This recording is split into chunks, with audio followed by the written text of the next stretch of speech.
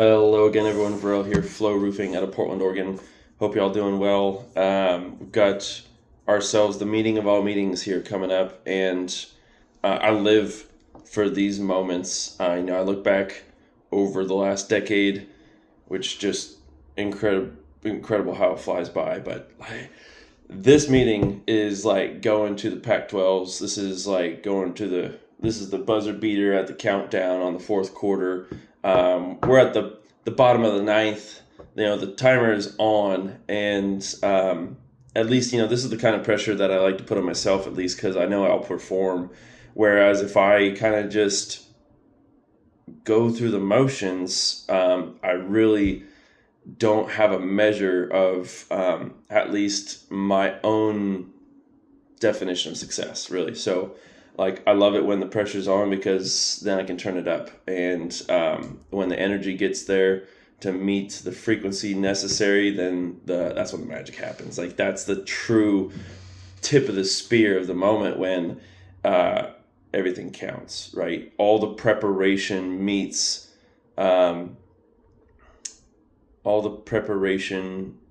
up with chance, and then you get opportunity, really, where chance meets preparation. There's something else. There's another saying there that I'm missing, but I think you understand what I'm trying to say. So when it comes down to it, every little win, every little loss, all the different points of value we've offered, all the different team members, past, present, and future, are all going to be relying on this one meeting. And we're going to be basically saying that we don't want to replace roofs. Really, the point of it is all that we want to preserve, protect from above and the inside out, to make sure that people are getting the best ROI out of their asset, really. There's a program that's not unique to us at all, but we use it. It's called the RAMP program. It's the Roof Asset Management Program. It's basically to make sure that all commercial properties, multifamily and the like, are taken care of. The roof is like the next biggest, or the biggest expense on all buildings besides the foundation.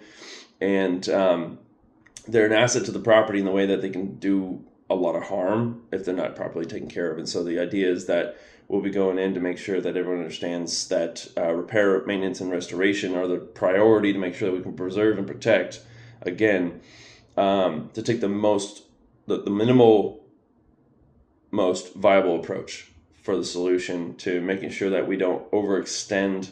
And in that too, we got to set expectations as well. If you're taking the minimum viable approach, and you don't have all the different information, the details necessary for the solution, then you can have potentially a return trip, right? And so setting expectations to make sure that people understand the different tiers of the solution, all the way till you do have to consider replacement. At least then we've crossed all the boxes. It helps build a lot of trust to make sure that people know that we're not trying to give them something they don't need, which is huge. And we take that same approach from our residential teams, because for homeowners it's even more of a concern. Like, homeowners they're all hearing the when it comes time, they don't want to think about it. They don't want to think about the horror stories. They don't have to worry about it, right? It's expensive, all these different things.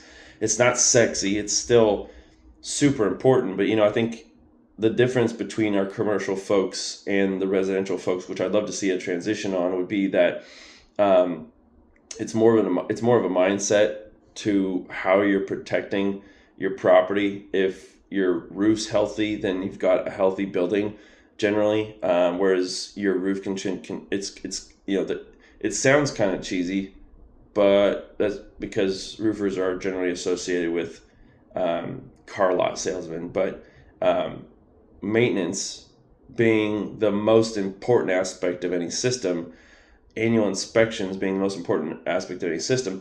If people would get their annual checkups like they're supposed to, right? You don't drive your car when you don't have electric cars anymore, but if you have a gas vehicle, you're not driving all year, and doing 10, 20, 50,000 plus miles. We put over 50,000 miles on our trucks. It's like you don't go that distance without maintenance, okay?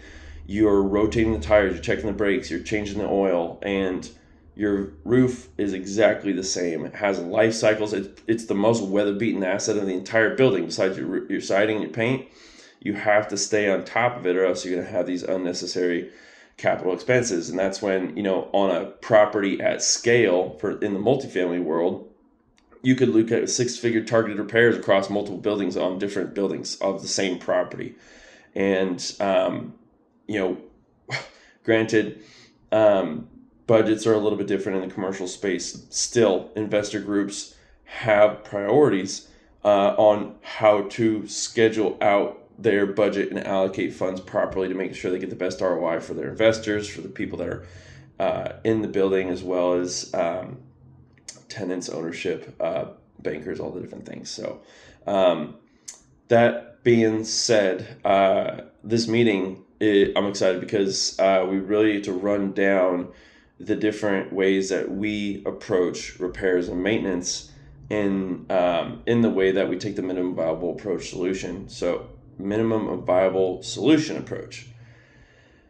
I get that mixed up all the time. And so with that, we run through the different life cycles, the different various products. We go through the different maintenance and repair options for each of those, the different manufacturers that we do. And of course, we touch on warranty as well. The main reason I feel like in the membrane space, these manufacturers have created a warranty that benefits them ultimately, but it is in the best interest of the client. So you get these ownership manuals on best practices for how to maintain your systems, how to take care of them. And in the fine print of all your NDL warranties in the membrane side, you are required to provide documentation of annual inspections and maintenance requirements. So what that really means is you're touching up penetrations with proper sealant. You're having qualified individuals take a look at things. You're keeping the roof clean on the flat roof side of things. And on the asphalt side or steep slope for metal as well, it's pretty self-explanatory. You just want to keep your roofs clean in general, so you don't have mold growth, which can lead to algae, etc. And that's going to degrade the roof over time even faster through the acids that they secrete and all the different things. You can have ice dams in your valleys if you're going to have dirty valleys, all these different little things. It could have been prevented if you just had at least 1 to 2 inspections, and so or maintenance visits. The manufacturers require you to have 2 maintenance, or they say 1 at least, but we can pull up Elevates, and it says it strongly recommends 2 and after any significant weather events. So I would call significant weather events on the high end. We had 4 or 5 years ago, we had 113 to 17 degree day. I was in an attic space on that 115 degree day, and it was the hottest sauna I'd ever been in. And then on top you have like fiberglass particles floating around and filling your lungs, and you're just like, that day I questioned, am I sure I want to do this? You know what I mean? And it was like one of my first summers, and but I was like, if I can go through this, fuck, I go through anything, right? This is as bad as it's gonna get. We're never gonna see another 115 degree day. This is gnarly. And of course, that was like a 3 layers, 0 attic ventilation detail too. It was bacon, right? And like when you have that many layers on a system too, there's an absorption factor, which is not necessarily the right terminology, but there then would radiate that heat down into the house. And I feel bad for the homeowner in that case, but you're never going to get to like an ambient temperature where your ambient temperature outside and your interior temperature are the same, especially if you have a black system where you have increased SRI index, no intake. Northeast Southeast Portland on average is probably going to be like early 40s, and it swings both ways 50 years, right? So like there's so much historic buildings in Portland. It's really, they didn't think about ventilation at all. But to give them credit too, like there's no documentation that I've seen so far around it, but those buildings generally were built with cedar, right? Cedar breathes pretty good. You see dealing with single pane windows. The buildings were breathing differently back then, where now you got exterior envelopes that are suffocating the air quality inside. I like my windows open at my place. Like I sleep, I don't care if the neighbors are being loud or what the hell's going on, but I like a little bit of a breeze coming through. That's just, I feel like, naturally healthy to like breathe fresh air as much as you can, living in the city. But that all being said, though, we're reflecting to, we're drawing back on, in this particular talk, a study from the U.S. Air Forces where they looked at facilities of about 100,000 square feet average to look at the difference. I think it was roughly about, they got yourself an average quantity roof where across their portfolio of buildings, over 600 million square feet, to find what was the cost on an average 100 square foot house or building to the reactive maintenance versus the preventative maintenance. And on average, we're not covering 600 million square feet of buildings, but they have all these different buildings across the world on all their bases, and they were just looking at, what is the cost benefit to being preventative in nature for a flat roof versus reactive. And the easy peasy approach is like, we'll just wait till a problem comes up, we'll put a band-aid on it, and hope it works out. But the reality of that is that one small little issue, even a pin drop, can spread, and then you go from what could have been just literally like a $20 dab of sealant could go into being tens of thousands of dollars of targeted repair. And on average, they found on that 100 square foot system, as an example, that the reactive maintenance was going to be about 15 cents per square foot, right? Or about 15,000 over the course of the life of the roof versus 4 cents a square foot to be preventative, right? So 4 cents over the course of life, right? $4,000 roughly over the course of the life of the roof, being preventative on updating the sealants, on cleaning the roof, getting it prepared, which is, it depends on the tree cover, right? It's just an average, but the 15 cents though, if you're cool with it, spending 15,000 over spending 4,000 over the course of 20 years on average, okay? So it will swing both ways, whether you are preventative or reactive. And the idea is that it's pretty self-explanatory. I struggle to even like just explain it because I feel like it's dumbing it down too much. But you're saving money, right? As a building manager, facility manager, maintenance manager, property manager, investment group, like, to take care of the asset that's protecting your building. Everyone knows a building that's got a good roof is worth more than a building with a bad roof, right? Because they're expensive. So, and you add the insulation factor, right, on some of these buildings, and if they've got heavy residential and they got a lot of RTUs on the top or mini splits, you're looking at increased labor costs, right? And so not every roof qualifies for restoration. It really depends on your maintenance history. And so you'll want those records to make sure that you're not falling into the trap where you're going to be looking at that 15 cents on average cost, which can swing both ways. So I know that a membrane system on average is going to make it 20 to 30 years when it's kept well and cleaned, right? So you can take it the other way as well, and you get a 20-year on paper system, and it could be 15 years old and still be failing, right? You could have seams popping, lack of penetrations maintained. It could take quite a bit of targeted repairs to get that roof back up to a maintainable state, at which point then you stand a chance of maybe getting a warranty claim if there's premature failure. So that's on the low slope side of things, and you can have a lot of other issues that come up as well on the steep slope if you're not being preventative as well. So snap lock systems, they're not immune to ice dams. It really depends on the panel you've got and the workmanship provided. The flashing detail as well, and the metal systems can make all the difference. If you're just slapping panel down like a barn style, whereas you don't have the bullnose hook drip edge, then you are going to be in for a little bit different of an experience with exposed fasteners versus hidden fasteners. Depends on the paint warranty as well, the product. There's a bunch of different factors, but we're going to touch a little bit on solar in this meeting, only from the perspective of the solar touching the roof, really. We're not going to be talking about solar installs, solar maintenance approach. We'll defer to the third parties to make sure that your solar vendors are taking care of your properties the way that they're supposed to. I'm not a believer in solar. I can't stand solar. I think it's a sham industry. I've heard of it's being like a high pressure thing. The technology's not there. I don't mean to bash on solar guys. Like, I just don't believe in it. Okay, so we'll flash in your brackets. We'll make sure the roof don't leak. But when it comes to solar, I know that there's other approaches to making buildings super efficient. So and then we'll touch on some thermal stuff here with imaging as well throughout the talk. So pretty cool though that we get to kind of fall back on the Air Force study for everything and kind of give people a little more perspective. The yearly cost of ownership basically for the different systems.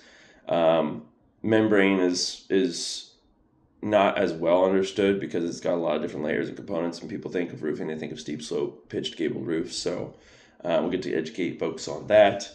We'll go through worst case scenarios, things that can happen, how to budget, all these little things as well.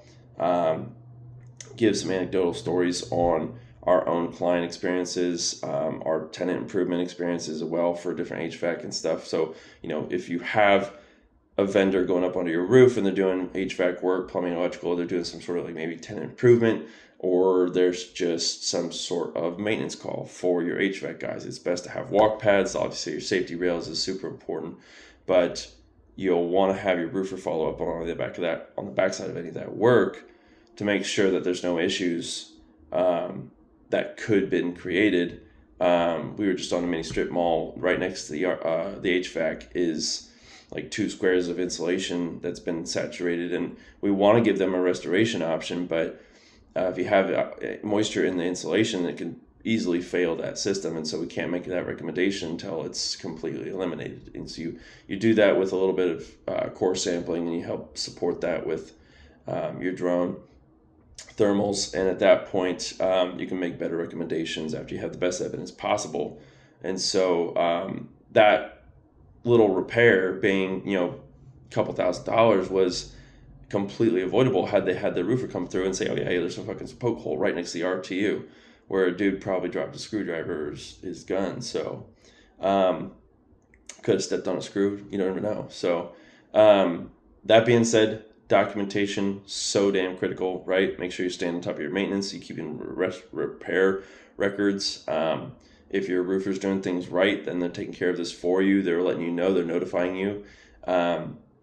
You want to get on some sort of recurring inspection schedule as well, so it can just be a hands-on off process. You receive reports, updates, documentation, notification.